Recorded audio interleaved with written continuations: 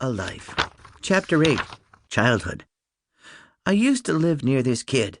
I think his name was Rupert, or Roger, or something. With my luck, though, I'll go on to be rich and famous, and Rowley will still find a way to ride my coattails. He'd write a book like I Used to Be Friends with Greg Heffley by Rowley Jefferson. Saturday. The reason I don't see things changing between me and Rowley is because he's already found himself a replacement friend. Or, to be more accurate, his parents did. For the past few weeks, Rowley's been hanging out with this teenager named Brian. Whenever I go by Rowley's house, he's out in his front yard throwing a football or a frisbee with a guy who looks like he's in high school or college.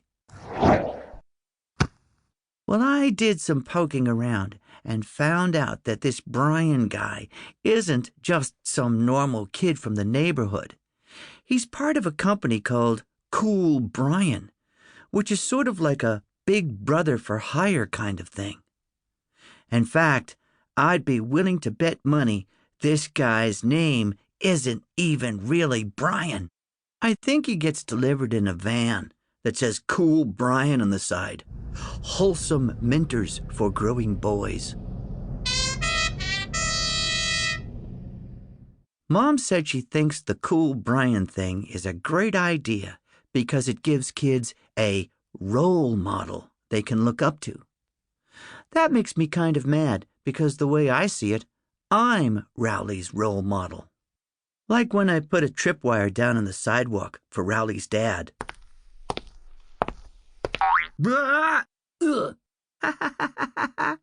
And now Rowley's parents are paying some guy to do what I've been doing all these years for free. The thing that really burns me is that Rowley probably doesn't even know his parents are paying this guy to spend time with him. And I don't think it would bother Rowley if he did know the truth. Today, I saw Rowley hanging out with a different Cool Brian. So Rowley's regular guy must have had the day off. But I could tell Rowley didn't even notice.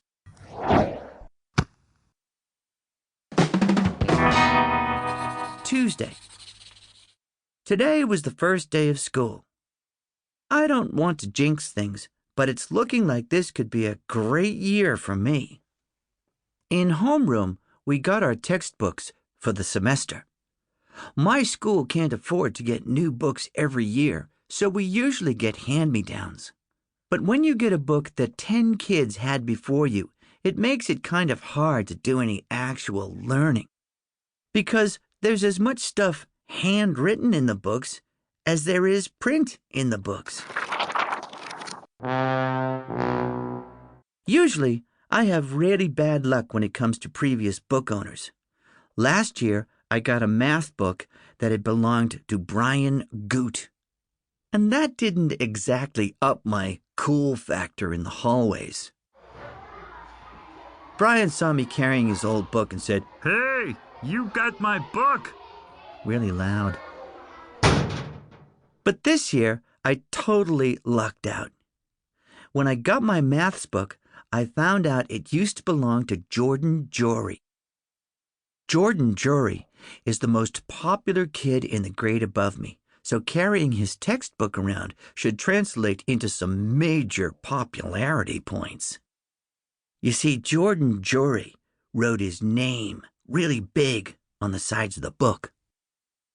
One reason Jordan is so popular is because he always has these big blowout parties, and it's really hard to get invited. But I figure this algebra book could be just the thing I need to get on his radar. Speaking of popular kids, I sat near Bryce Anderson and his group of friends at lunch today. Bryce is basically the Jordan Jory of my grade, and he's got a bunch of cronies who are always going along with everything he says. So if Bryce says something like, "Hey, what's that high-pitched noise?" the other guys will immediately say,